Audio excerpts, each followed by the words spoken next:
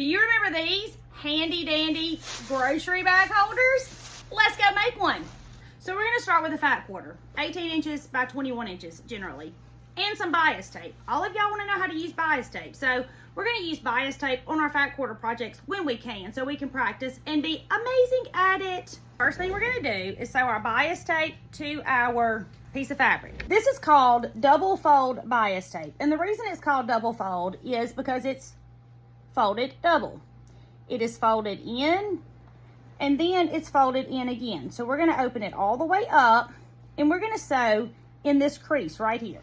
So I've opened it up even with the edge of my fabric and I'm gonna sew down this crease. I'm gonna stitch and back stitch when I start and when I stop. Thank you, Missouri Star Quilt Company, for sending us these beautiful fat quarters. This fabric is Once Upon a Christmas by Moda. Now, I've got to the end. I'm just gonna cut my bias tape off.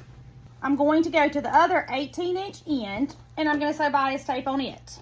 Open up again,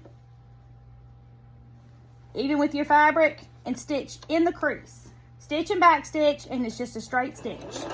This is another fat quarter friendly project. All you need is one fat quarter, some bias tape, and a little elastic, and that's it. We're gonna take our bias tape, and it will naturally fold because it has been ironed and creased, and let it naturally fold, and we're gonna go over the top of our raw edge, and we're gonna stitch close to this edge all the way down. And we're gonna do that to both pieces. We're gonna do it to the top piece that we sewed, and then we're gonna do it to the bottom piece that we sewed.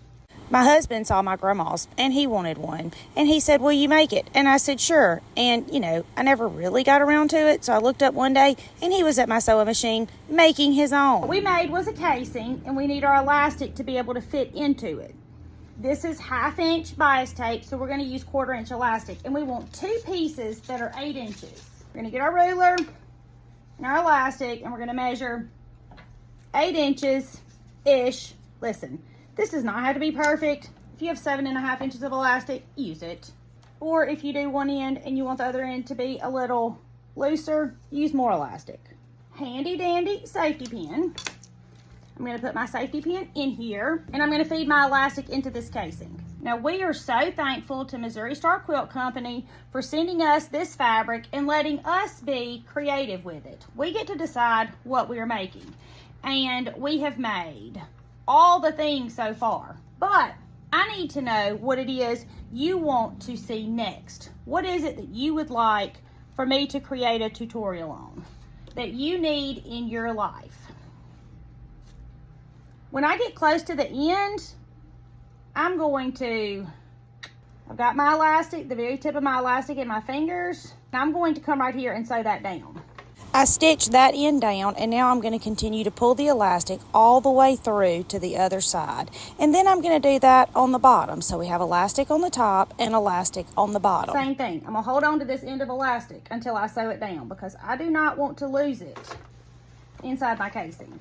And my husband came in while I was filming this for y'all, and he said, ooh, does that go in our house? And I said, absolutely not. We are not replacing the treasure that you made. I'm going to give this one as a gift, or maybe I'll keep it for myself and use it at the shop. It's so stinking cute. I'm not sure I can part with it. Now our grocery bag holder has to have a hook.